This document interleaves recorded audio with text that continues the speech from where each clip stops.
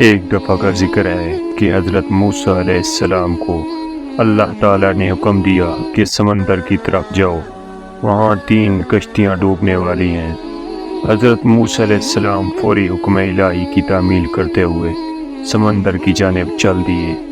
ساحل پر سکون تھا۔ بہت دور سے ایک کشتی آتی ہوئی دکھائی دی جو آہستہ آہستہ ساحل کی طرف بڑھ رہی تھی۔ ابھی وہ کنارے سے کچھ ہی فاصلے پر تھی کہ حضرت موسیٰ نے آواز دی کہ اے کشتی والو، اللہ کا حکم آنے والا ہے، ہوشیار رہنا۔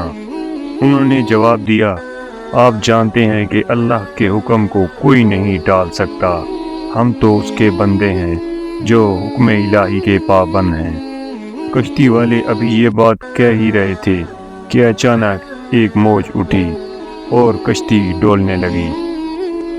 سوار اپنے آپ کو بچانے کی کوشش کرنے لگے۔ اتنے میں ایک اور زبردست موج آئی اور کشتی کو اپنے ساتھ بہا کر سمندر کی تہہ میں لے گئی۔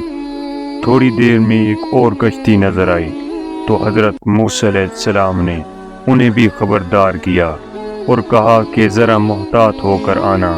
انہوں نے بھی پہلے والوں کی طرح جواب دیا کہ جو کچھ ہونا ہے ہو کر رہے گا، اور کشتی کو کنارے کی طرف لاتے رہے، یہاں تک کہ ساحل کے قریب آتے آتے ہی کشتی بھی ڈوب گئی۔ حضرت موسیٰ علیہ السلام اللہ کی حکمت کے بارے میں سوچوں میں محو تھے کہ انہیں ایک تیسری کشتی آتی دکھائی دی۔ آپ نے حسب سابق اس کشتی والوں کو بھی نصیحت کی کہ دیکھو، اللہ کا حکم آنے والا ہے، اپنے گناہوں کی معافی مانگتے ہوئے ذرا محتاط ہو کر آؤ۔ انہوں نے جواب میں کہا کہ اے اللہ کے نبی، جس طرح آپ سچے ہیں اس طرح اللہ کا حکم بھی اٹل ہے، اسے کوئی نہیں بدل سکتا، لیکن اللہ تعالیٰ کی رحمت بھی تو ہے، ہم اس کی رحمت سے کیوں مایوس ہوں؟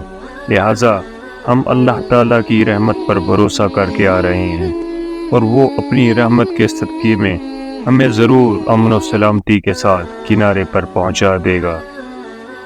کشتی والوں کا یہ جواب سن کر حضرت موسیٰ علیہ السلام خاموش ہو گئے۔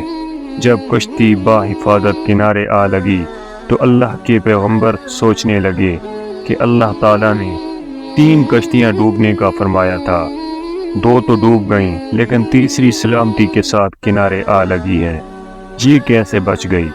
ارشاد باری تعالیٰ ہوا کہ اے موسیٰ، آپ نے سنا نہیں کہ تیسری کشتی والوں نے کیا کہا؟ انہوں نے میرے حکم کو تسلیم کیا تھا، میری رحمت کو آواز دی تھی اور اس پر پورا توکل اور بھروسہ بھی کیا تھا، تو اس لیے یہ کشتی میری رحمت کے طفیل بچ گئی، کیونکہ جو بھی میری رحمت کے دروازے پر آ کر صدا دیتا ہے تو میں اسے نا امید نہیں کرتا۔